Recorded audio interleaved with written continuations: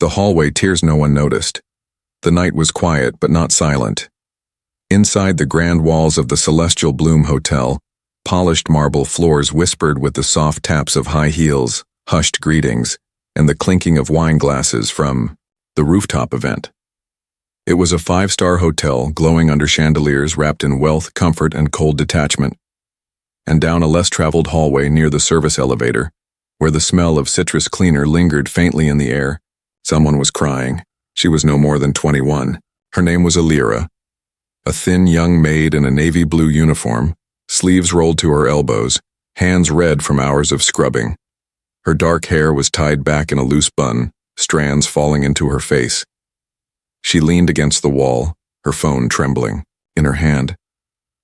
She pressed it to her ear, voice shaking, trying not to cry louder than a whisper. "I'm trying, Mama. I'm trying. They won't let me go home early. I need to finish the shift. Yes, I sent the money for the medicine yesterday. Did you get it?" There was silence on the other end, then a cough. A dry, painful sound. Elira's eyes filled with tears again. Her back slid slowly down the wall until she sat on the floor, hugging, her knees, phone still pressed to her ear. "Don't cry, Mama, please don't cry. I'll work overtime. Maybe I can ask someone to cover tomorrow. Maybe. I don't know yet.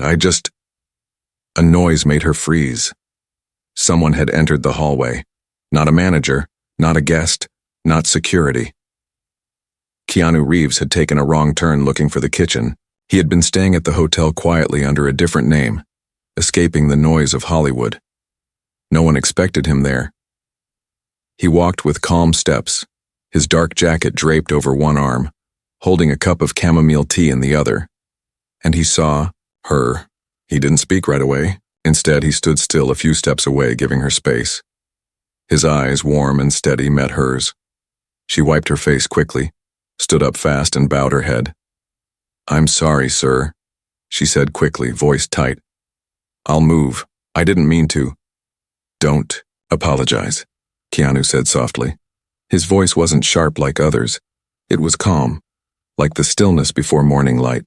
"Are you all right?" "Yes, sir. I'm fine." Her eyes didn't meet his. Her hands shook as she tried to hide the phone in her pocket.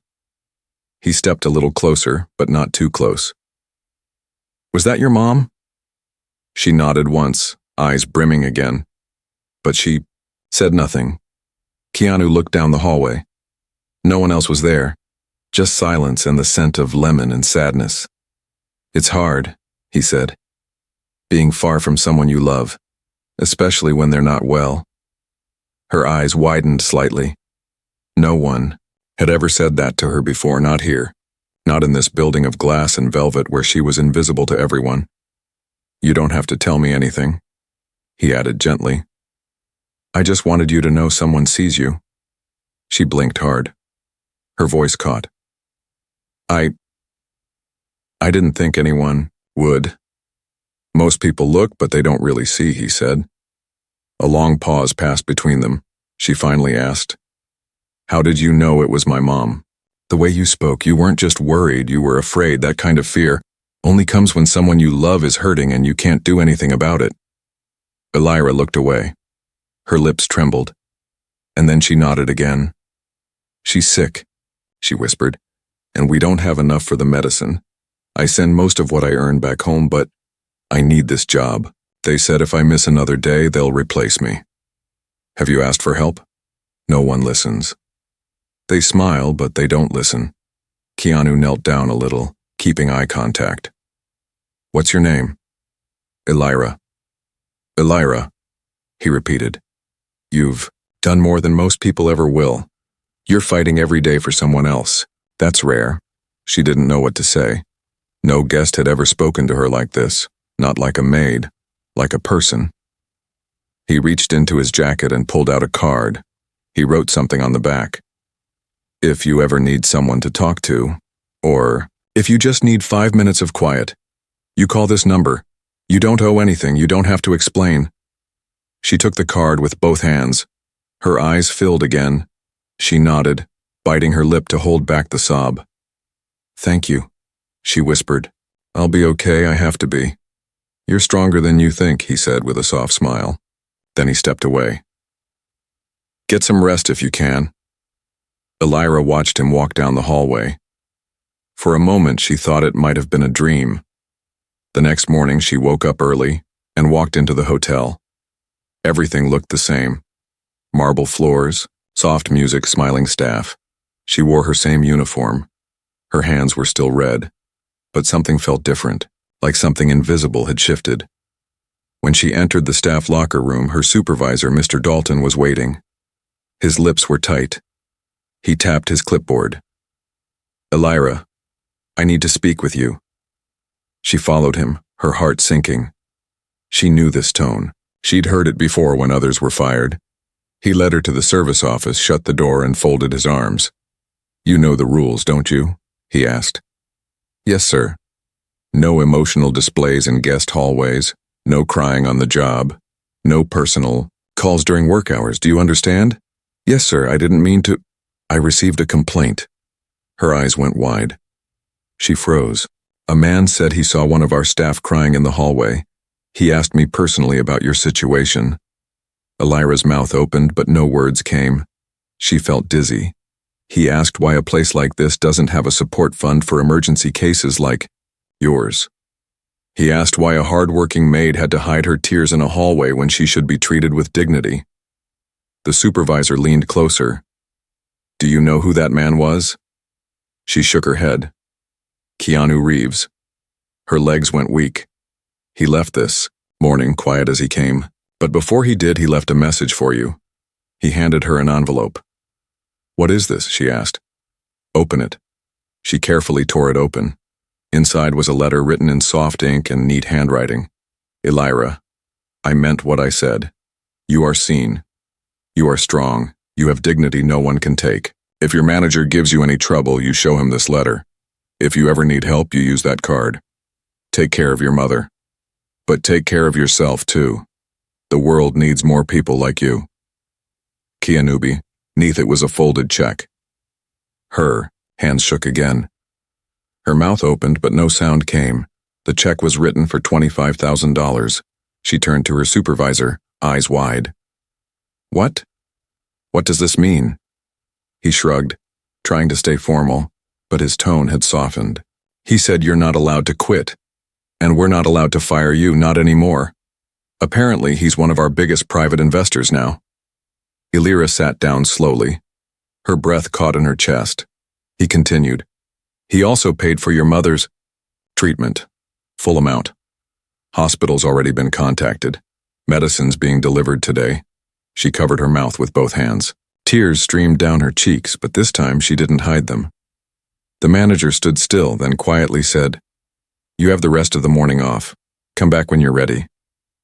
Elira stood, clutching the letter to her chest, her eyes filled, with a light she hadn't known in years. But as she left the room, something strange happened. Another maid ran up to her, eyes wide with fear. Elira, she whispered. Something's wrong. What happened? Someone broke into Keanu's room last night, but he didn't report it. Elira froze. Why not? No one knows. They said he just left, like nothing happened, but the cameras caught. Something strange. What did they see? They're not saying. The footage is missing. Elira stared at the hallway in silence. And then, her phone buzzed. It was a message. Do not trust anyone in that hotel. Not yet. Caught the secret in room 414. From the story, Keanu Reeves saw the young maid crying on the phone in the hotel hallway. The next morning, Elira held the phone in her hand, staring at the message. It glowed on the screen like a warning written in fire, sharp and sudden and impossible to ignore. Do not trust anyone in that hotel, not yet. Her heart beat fast as her mind raced with questions. Who sent it? Why now? And what did Keanu mean by not yet? He had been so kind, so calm, so careful with his words. But this message felt urgent, secretive, different. She looked around the staff corridor. Nothing seemed out of place. Other maids walked past her carrying towels and cleaning carts. The air was filled with the usual scent of hotel soap and morning polish. No one looked suspicious. No one acted strange. But now, because of those few words, everything felt like it was covered in a thin sheet of hidden danger. Like smiling faces could be masks and polite words could be traps. Elira placed her phone in her apron pocket and walked slowly toward the elevator. She wasn't supposed to be working today, but something deep in her chest told her to stay close. There were pieces missing, things she didn't understand. And the more she thought about it, the more her thoughts kept returning to the words whispered by her coworker just moments earlier. Someone broke into Keanu's room last night. She pressed the elevator button and waited. Her reflection in the shiny doors looked tired. The skin under her eyes was darker than before and her expression was tight. But there was something else too. A flicker of determination. She had spent so many days doing what she was told, following orders, staying invisible. Not today, not anymore. Something had happened to Keanu after he helped her, and if there was danger, she needed to understand it, not just for him, but maybe for others too. The elevator opened and she stepped inside. A couple in expensive clothes exited, laughing about some yacht party. She stayed quiet, pressed the button for the 4th floor, and watched the numbers rise. The moment the doors closed again, she reached into her pocket, pulled out the card Keanu had given her and flipped it over. Beneath the number, he had written something small, room 414. If anything happens, start there. Trust your instincts. Elira hadn't noticed it before. Maybe she had been too shaken, or maybe he had written it faintly on purpose. But now it felt like a clue that suddenly made the message clearer. Room 414. The elevator opened with a soft chime. She stepped into the corridor. The 4th floor was quiet. Most of the rooms were still closed, the guests likely enjoying their breakfast or still asleep. She walked slowly past each door. 408, 410, 412, and finally, 414, she paused in front of it. The door looked like any other, same gold numbers, same dark wood, same soft white light above. But her stomach tightened as she reached for the handle. It was locked, of course. She didn't have a key. But just as she was about to walk away, the door clicked softly and opened. Just a crack, as if it had been waiting for her. Her breath caught in her throat. She stepped inside slowly, closing the door behind her. The room was quiet, dimly lit by the morning sun slipping through half-closed curtains. Everything looked clean and untouched. The bed was made, the towels folded. There was no sign of damage, no broken lamps, no scattered belongings. But something felt off. The silence in the room was not peaceful. It was thick, like something had happened here, and the air still remembered it. She walked around slowly, eyes scanning every detail. The bathroom was empty. The balcony door was locked. But when she opened the closet near the bed, she found something strange. Not a body, not blood, but something unexpected. A black notebook placed carefully in the corner of the shelf with a single post-it note stuck to the front. For her. Her fingers trembled as she picked it up. She opened the notebook and saw pages filled with handwriting. Not messy, not rushed, clean lines, focused. She began to read. The first entry was dated 3 months ago. Day 1, they say this hotel is the most secure place in the city, but something here doesn't feel right. The staff are too nervous, the guests are too quiet. And there are cameras, but no recordings. Every night something happens, and in the morning it's like the hotel erases it. Elira's eyes narrowed. She flipped through the pages faster. Day 12, I found a maid crying in the laundry room. She said she lost 2 hours of her memory. She had scratches on her arms. When I asked her what happened, she couldn't remember. When I checked the security footage, it was gone. She was gone the next day. They told the staff she quit, but her locker was still full. Day 23. Room 414 seems to be the only room that isn't cleaned by staff. When I asked about it, the manager said, "We handle that room ourselves. I left a camera running last night. The footage is gone. But I woke up with this note under my door. Stop watching. Elira felt cold. She turned the page and saw something else. A photo, printed on thin paper taped to the inside. It showed her, sitting in the hallway, crying, holding her phone. But it wasn't taken by Keanu. It was taken from above, like from a hidden camera. Her hand covered her mouth. The final entry on the page was from last night. Day 31, I've been followed. I know it. Someone tried to break into my room. I pretended to be asleep. They searched the room, didn't see me watching. They took nothing. They left no fingerprints. But I saw something in their eyes when the light hit their face. They weren't here for money. They were looking for something else. Maybe someone. If you're reading this, it means they finally acted. I don't know what's going to happen next. But trust Elira. She's stronger than she knows. Tears filled her eyes again. Her knees went weak. She sat on the bed, clutching the notebook. The person who tried to break into the room wasn't Keanu's enemy. They were something worse. Something hidden. Something behind all this perfection. Suddenly, a knock at the door made her jump. She tucked the notebook into her apron and stood up fast. Housekeeping, came a soft voice from the other side. But she hadn't called for housekeeping, and she was housekeeping. She walked quietly to the door, leaned close and looked through the peephole. Her breath froze. It was the same coworker who had warned her earlier, but her eyes looked different now. Distant. Blank. Elira didn't open the door. Elira, the girl said softly, her voice strangely flat. You left your cart downstairs. I brought it for you. I'm not on duty, Elira called back through the door. There was silence. Then the voice said, We know. And the handle began to turn, but it didn't open. She had locked it from inside. Elira stepped back, her breath trembling. Whoever was out there was no longer her friend. Something had changed. Something was happening inside this hotel, and she was now in the middle of it. She looked back at the notebook, and one of the last pages had another message written in bold handwriting. If they come for you, do not run to the exit. Go to the kitchen, under the white tile near the back freezer. There's a passage. It's not on the hotel map. Before she could think further, her phone buzzed again. A new message. Unknown number. You're not safe in that room. Leave now. Trust what I wrote. And if you see him again, ask about the mirror. Her fingers tightened around the notebook. Her heart was hammering in her chest. Who was him? What mirror?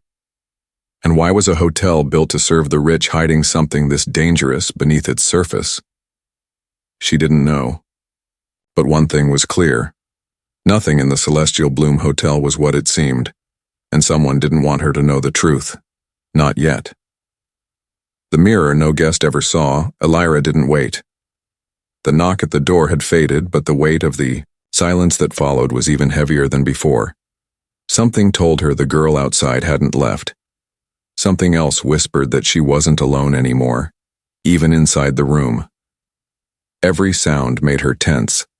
The hum of the air conditioner, the creak of the ceiling, the muffled footsteps that came and went from the hallway. She tightened the laces of her shoes, tied her apron tighter, and tucked the notebook into the cloth lining of the cleaning pouch. Then, carefully, quietly, she opened the window. The fourth floor wasn't too high, and a narrow balcony ran along the outer wall. It wasn't made for walking, but it was better than walking into a trap. The wind brushed against her cheeks as she stepped out, balancing on the cold metal railing. She moved slowly, 1 foot at a time, gripping the edge of the wall with one hand as she inched toward the next window. Below her, the city moved in its usual rhythm. Cars, horns, distant voices. Nothing down there knew what was happening up here. Nothing knew that a girl with red hands and a cleaner's apron was walking along a ledge with a black notebook that held secrets no one was supposed to read. She reached the window near the back stairwell and pushed it open. It wasn't locked, a stroke of luck or a silent invitation. She climbed through and found herself in the stair access behind the kitchen corridor. The smell of spices, oil, and steam wrapped around her as she followed the steps down into the lower levels of the hotel. No guests came here, only staff, and even then, not all of them. She remembered the note from the journal. Go to the kitchen. Under the white tile near the back freezer, she kept her head down as she entered the kitchen. Pots clanged, voices shouted. The chefs were busy preparing meals for the rooftop brunch. No one noticed her slip past the counter and head toward the back freezer. The light grew dimmer here, the staff numbers thinner, the buzz of kitchen activity softened. She reached the far wall, looked down at the floor and started tapping the tiles with the end of a wooden mop handle she found nearby. Tap, tap, tap. Then a hollow sound answered. She crouched and pressed her fingers against the corner of one white tile. It was slightly looser than the others. She pried it up, revealing a metal handle embedded in the stone beneath. She hesitated for only a second. Then she pulled. A square section of the floor lifted with a quiet creak, revealing a ladder leading into darkness. This wasn't part of the hotel blueprint. She had memorized those on her first week. The managers had told her, "Your staff know the bones of the building. Be ready for everything." But this place, this secret opening, was not on any map. It was a place the hotel didn't want its workers to know. Or maybe a place meant for someone else entirely. She lowered herself into the shaft and pulled the cover shut above her. Total darkness swallowed her, broken only by the faint light from her phone. She turned it on and pointed it down. The ladder descended about 20 feet into a narrow hallway made of brick and concrete. She climbed carefully, her breath loud in the still air. When she reached the bottom, she saw a long corridor ahead, walls lined with rusted pipes and old cables.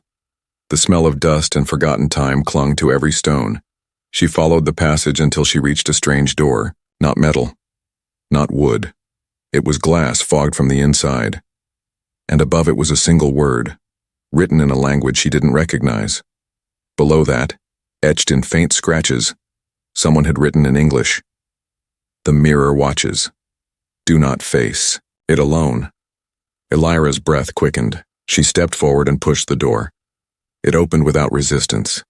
Inside was a circular chamber, completely round. The walls were smooth and painted white but aged.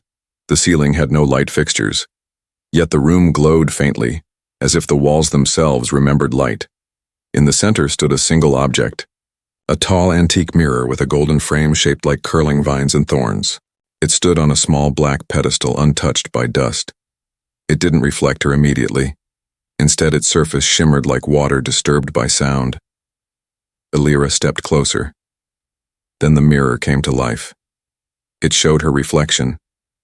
Yes, but it didn't move as she moved. It stood still.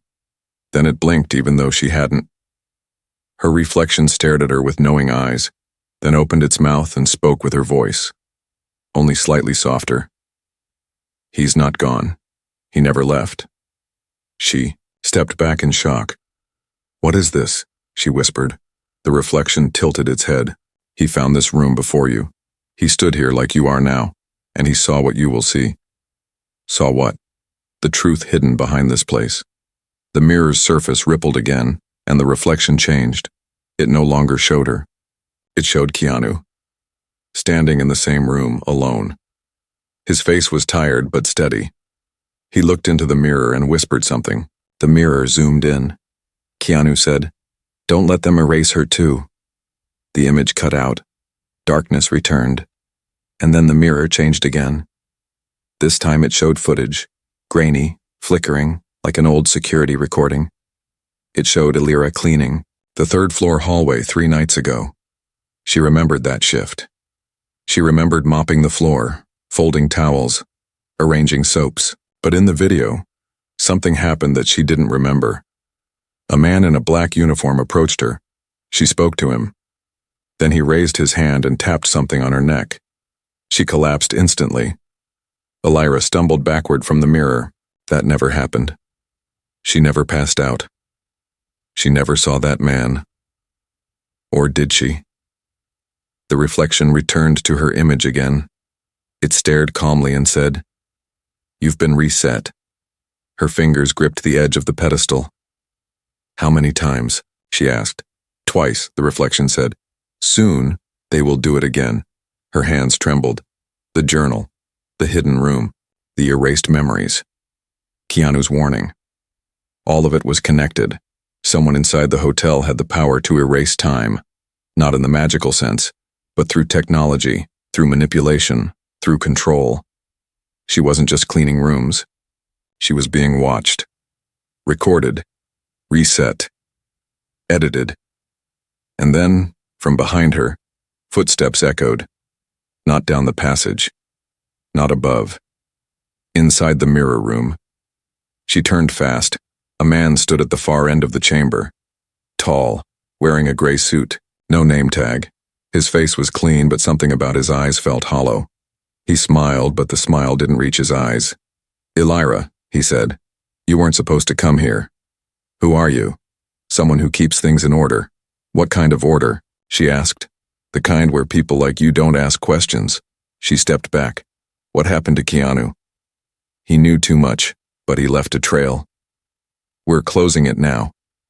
He helped me, she said firmly. He saved my mother. He saw what this place is doing. And that was his mistake, the man said, stepping closer. We've been erasing people's memories for years. Not everyone, just the ones who ask too many questions. Staff, guests, sometimes both. Why? Because this hotel is more than a building. It's a front. A place where powerful people make powerful deals. And those deals need silence. She looked at the mirror again. What is this room? It's an anchor, he said. The only place in the hotel where the resets don't work. He used it to leave you messages. That's why we're going to destroy it tonight. Elira's pulse quickened. Her voice shook, but she forced her words out. You can't silence everyone. We don't need to silence everyone, the man said coldly. We only need to silence you. He stepped forward again, but this time the mirror flared. A deep hum echoed through the chamber. The man paused, startled. The mirror glowed bright, then displayed a final message in Keanu's handwriting. She is not alone. She remembers now, and so do I. A sharp sound cracked through the air. The man turned in shock. From the top of the chamber, a panel slid open. Someone dropped in, someone wearing a black jacket and holding a small device. Keanu Reeves, and he wasn't alone. The memory Keanu couldn't forget, the silence that followed. Keanu's entrance wasn't empty. It was heavy, like the moment before a storm breaks open. He stood tall at the top of the hidden chamber, framed by the strange light of the mirror behind Elira. He didn't speak right away. His face was calm, but there was something sharpened beneath it, something focused and unforgiving. In his right hand he held a small silver device that blinked with blue light, and in his left he gripped the ledge before stepping down into the room. The man in the gray suit, who had spoken like a god controlling a machine, was no longer as confident. His hand twitched slightly, his eyes flicking between the mirror and Keanu, calculating. You shouldn't be here, the man said again, but his voice had lost its power. Keanu didn't respond. He moved slowly, deliberately, until he stood between Elira and the suited man, placing himself as a wall. He looked at Elira with a soft nod, as if to say, You did well. You made it. Then he turned toward the mirror and held up the device. This, he said calmly, is called a disruptor. I had it made by someone who used to work in this hotel before they were erased. It can't stop everything, but it can block the memory resets for a short time. Enough for the truth to survive. The man took a step forward, raising his voice now, trying to claw back control. You don't understand what you're doing. This isn't just a hotel, it's a stabilizer. We provide comfort, we control risk. We keep the noise out of the world's most important conversations. Do you know what happens if we stop doing that? Keanu tilted his head slightly, a cold expression on his face. I've seen what happens when you keep doing it. Girls vanish. Workers are silenced. Memories stolen. And the only ones who get to keep their voices are the ones who pay for silence. Elira stood still, her mind catching up with everything. For days, even weeks, she had accepted her role as invisible. She had swallowed her pain and hidden her exhaustion. She had believed that her value ended with how many towels she folded and how many floors she scrubbed. But now, as she watched Keanu stand there, defiant, fearless, she realized something deeper. Someone had seen her, really seen her, and that truth had cracked something open in him too. The man in the suit laughed once, bitterly. "This doesn't end how you think. It will. You're famous, yes, but that won't protect you here." Keanu's eyes narrowed. "I'm not here to protect myself." Then he turned the device in his hand and pressed a button. The disruptor hummed. A wave of blue shimmer passed through the room. The mirror flickered, then steadied. The air felt different, sharper, cleaner. It was as if the walls themselves were waking up after years of sleep, and then something impossible happened. The mirror began to show a memory, not a recording, but a live reconstruction. Not of Keanu, not of Elira, but of the very heart of the hotel. They saw a boardroom filled with shadows, men and women in sleek suits. No names, no badges, just faces that looked polished and powerful. And in the center of that room, projected, onto the wall was a photo of Elira. Her staff file, her address, her voice from a call home, recorded without her knowing. "Subject 413B, one man said, tapping the screen. "Emotionally vulnerable, easily manipulated. Background indicates financial pressure. Ideal for testing reset cycle variant 3. Elira's breath hitched. Keanu stepped closer to the mirror. Another voice spoke. "Schedule 1 memory interruption. Inject false recall of a broken mop to explain dizziness. Monitor loyalty." The room erupted in silent rage within the mirror, and then the image cut out. Elira staggered back. She wanted to scream, to cry, to tear the walls down. They had used her, like she was nothing, like her memories were a puzzle they could break apart and rebuild for fun. She remembered now, more than ever before. The headaches, the moments where time slipped like waking from a dream. She remembered seeing a face she couldn't place, the sudden urge to avoid questions, and now she knew it wasn't her mind failing. It was them, stealing pieces of her. "Why me?" she whispered. Keanu turned to her, eyes steady. "Because they thought you were small, and they thought no one would notice. But you did," she whispered again. He nodded once. "And now they know what happens when someone sees." The suited man shouted suddenly. "This isn't a courtroom. It's a machine. The world needs control, not chaos. You think you're the hero, but you're tearing down something bigger than you understand." Keanu didn't flinch. If something depends on hurting people in secret, it doesn't deserve to stand. He pressed a second button. The wall behind the mirror split open with a hiss of steam. A hidden hallway appeared, dark and narrow. A voice echoed from a speaker embedded in the ceiling. Female. Robotic. Disruptor activated. Failsafe breach. All memory reset systems disabled. A siren began to ring softly, low and distant. Keanu grabbed Elira's hand. "We need to go. This place has layers. The more we break, the more they'll send after us." They moved into the new hallway. The suited man didn't follow. Instead, he stepped back, vanishing into the dark, whispering something Elira couldn't hear. The hallway was tight, metallic, and filled with strange lights embedded in the floor. After several turns, it opened into a new space, a control room. Dozens of monitors showed different angles of the hotel, rooms, staff areas, even private guest lounges.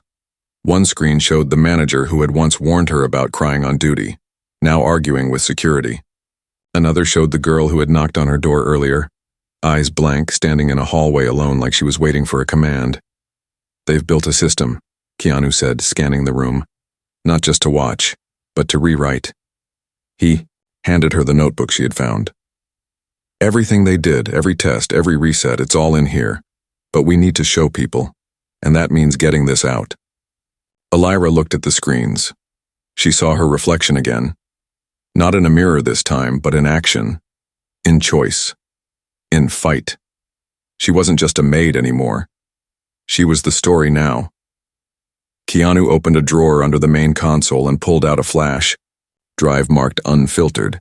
He plugged it into a port and started transferring files. The percentage bar moved slowly, but then something new appeared on the screens. Black figures, not security, not staff. They wore no uniforms, no names, just blank masks. "They're coming," he said. Elira looked at him. "What do we do?" He turned. To her, no hesitation in his voice. "We finish what we started." The upload bar hit 60%. The footsteps grew louder. From the far side of the room, a panel opened. A masked figure stepped through, tall, silent, holding something that looked like a stun rod. Keanu moved fast, grabbing a chair and hurling it at the figure. It knocked the weapon aside, giving him time to slam the emergency lock on the control room door. He turned to Elira. "When this hits 100, we send it to the outside network. It can't be stopped once it leaves." The lights flickered. The siren grew louder. More footsteps. Keanu stood in front of the console, shielding the drive with his body. Elira reached into her apron and pulled out the disruptor. It was still glowing. "Give me the notebook," she said. Keanu looked at her. "Why?" "Because if they come in here, they'll go for you first. But they won't look at me. I'm still wearing the uniform. They still think I'm invisible." He paused, then handed her the notebook. "You're not invisible." "Not to you," she said softly. "But to them, I still am. And that's our chance." The upload bar hit 92%. She slipped the notebook into the cloth pouch, stepped toward the vent grate on the floor, and opened it with a tool from the drawer. She dropped in silently, crawling fast through the shaft. Behind her, she heard a loud crash. The door was being breached. Keanu's voice echoed once. "Keep moving!" And then the screen went black. The girl they couldn't erase, the metal vent was tight, cold, and filled with the quiet hum of hidden wires and low-frequency pulses that vibrated through Elira's bones as she crawled forward. Her knees scraped against steel. Her palms pressed hard to stay balanced, and the notebook tucked tightly under her apron was the only thing she focused on. She had no map, no flashlight, only instinct and the memory of a layout she'd studied when she first joined the hotel. Back when she thought knowing the floors might help her be better at her job. She never imagined it would one day be the reason she might survive. Behind her, deep within the hotel's hidden control room, she had left Keanu. He had stood his ground without fear, his last words echoing in her head like a promise wrapped in urgency. Keep moving. She didn't know what they had done to him before. She didn't know how many layers of truth he had already uncovered, but she knew this now. Whatever they had tried to erase, whatever they had stolen from her mind, they had failed to take her spirit. And if they came for her again, they wouldn't find the scared, silent maid they thought they could control. She reached a junction in the vent and paused, listening. Through a small grid, she saw one of the hotel hallways, the executive floor, judging by the carpet pattern and dim lighting. It was nearly empty, except for one camera hanging above a painting of a tree, red light blinking steadily. She remembered that camera.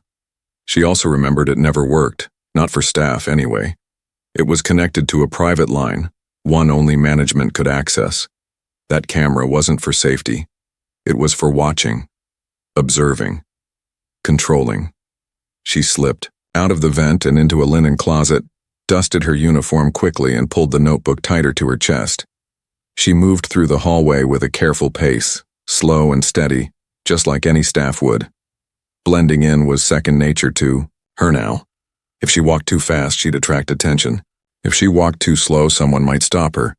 She needed to look like she belonged, and after years of cleaning this place, folding sheets in perfect squares and pressing robes into tidy shapes, she knew exactly how to appear invisible again.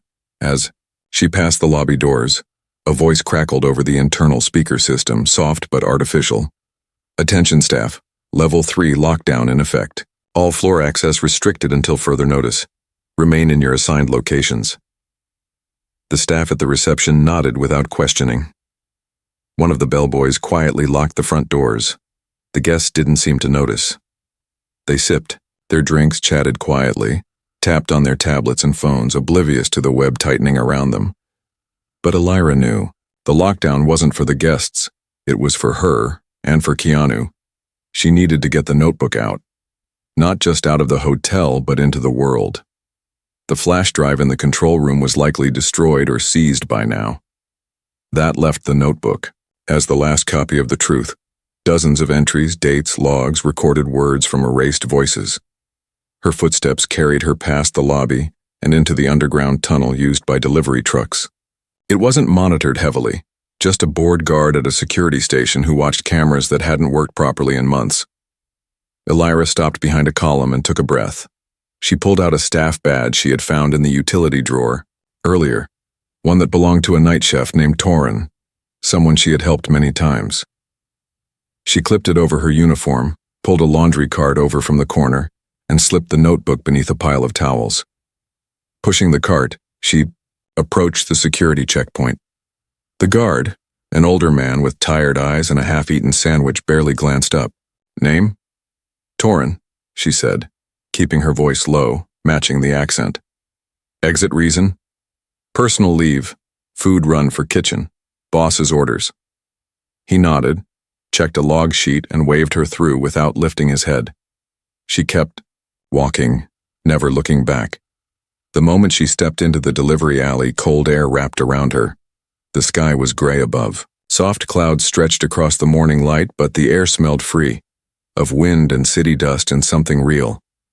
Not filtered, not false. And for the first time in hours, Elira felt like she could breathe.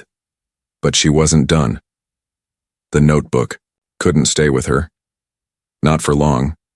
She needed to find someone who could get the story out, someone who wouldn't disappear. She thought of the local news outlets, too slow, too easily silenced. She thought of the police, but some of them worked security for the hotel on weekends. Then she remembered someone else, a guest who had always been polite, quiet, a professor from a university who had given her a book once when she brought him tea. He had written his number on the back and said, "If you ever want to learn more, call me." She hadn't. Not then. But now his words returned like a whisper of hope. She walked 3 blocks to a coffee shop with free Wi-Fi, ordered the cheapest item on the menu, and sat in the far corner. She opened her phone and texted the number. "This is Elira. I have something important. Please don't ignore this." She didn't expect a reply. Not quickly. But within 3 minutes, the screen lit up. "Meet me at the university library. 3rd floor, archive section." She wrapped the notebook in a cloth and placed it into her backpack. Then she left the coffee shop without finishing her tea. What she didn't know was that someone else was watching. Across the street, parked in a silent black sedan, the suited man from the mirror room sat in the back seat. Beside him, a thin device flickered with location data. A red dot blinked over Elira's location. "She has the original," he said to the driver. "We let her go too far." The driver nodded and started the car, but as they pulled into the traffic, something unexpected happened. The car jerked, the screen went dark, and the doors locked. The suited man frowned. "What is this?" The driver looked at him, pale-faced. "We've been jammed." And then, from the alley beside them, Keanu Reeves stepped out, limping slightly, shirt torn at the shoulder, but alive. He held a remote in one hand and a phone in the other. "You're not following her," he said. The suited man slammed his fist on the window, rage breaking through his mask of calm. "You think this ends with her? There are others. We'll find every copy. We'll bury every trace. You won't win." Keanu's voice was calm but sharp as steel. "You already lost because you picked the wrong girl to erase." Then he turned, walked away into the crowd, and vanished. Meanwhile, Elira reached the library steps. Her fingers shook as she pushed open the door. The halls smelled of old books and fresh ink, and the walls held stories that refused to be forgotten. And, on the 3rd floor in the far end of the archives room, a kind-eyed professor welcomed her with open arms, sat her down, and asked one simple question. "Are you ready to tell the world what they did?" Elira nodded. "Yes, but we have to move fast." The morning the world finally saw her, the university library was quiet, almost too quiet. But the stillness wasn't lifeless. It was sacred. It was the kind of silence that wrapped itself around you when knowledge was present, when secrets had weight, and when stories waited patiently to be uncovered. Elira sat in the back corner of the third-floor archives, facing the professor whose kindness she had once overlooked in her long shifts of invisibility. His name was Professor Leon Hartman, a specialist in ethics and media truth, though he preferred to describe himself simply as a listener. When she placed the notebook between them, wrapped in its cloth and bound with trembling hands, he didn't rush to open it. Instead, he watched her and waited. Not for the story on paper, but for the one written on her face, behind her eyes, in the lines of exhaustion and quiet fire that now defined her expression. "You look like you've been through hell," he said gently. "I have," she answered, her voice low but unwavering. "And it's not just mine. It belongs to every staff member they made vanish, every memory they rewrote, and every truth they tried to erase." Professor Hartman nodded slowly and unwrapped the notebook, page by page, careful not to damage the corners. As he read the entries, documented schedules, manipulated conversations, logs of resets, testimonies from staff who had disappeared, his expression shifted from curiosity to shock, then finally settled into a quiet rage. He recognized the structure behind the hotel's operations. He'd written about places like this, quiet institutions that thrived on silencing voices for the comfort of the elite. But reading about it was different from seeing its effects carved into the pages of a girl who had lived it. "Do you have any idea what this could cause?" he asked softly. "If this gets out, then they don't get to hide anymore," she replied. He didn't argue. Instead, he pulled out his laptop and began scanning each page, carefully archiving the contents with digital backups, encrypted and password protected. As he worked, Elira sat quietly, hands folded, mind spinning. She didn't know what would come next.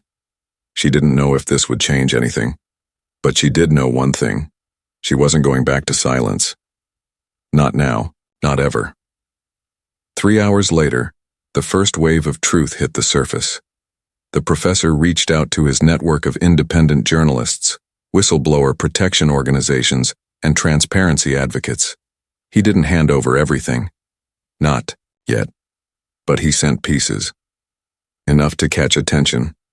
Enough to create a crack, and the internet responded like fire to dry grass. Headlines exploded online within hours.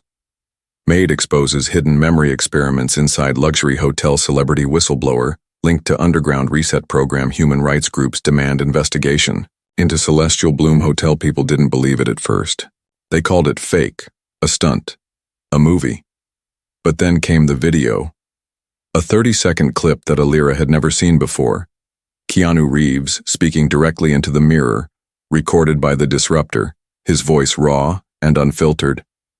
"If you're seeing this," he had said, "then someone survived. Someone strong enough to remember.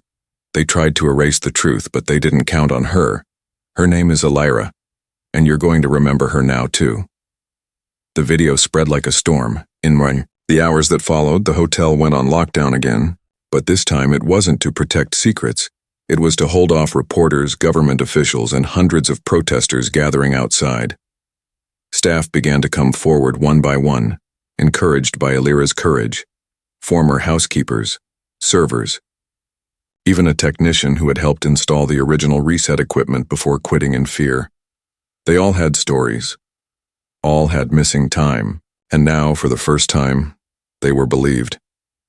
Elira watched it all unfold, not with pride, but with the quiet strength of someone who had already cried her tears and now stood ready to face what came next.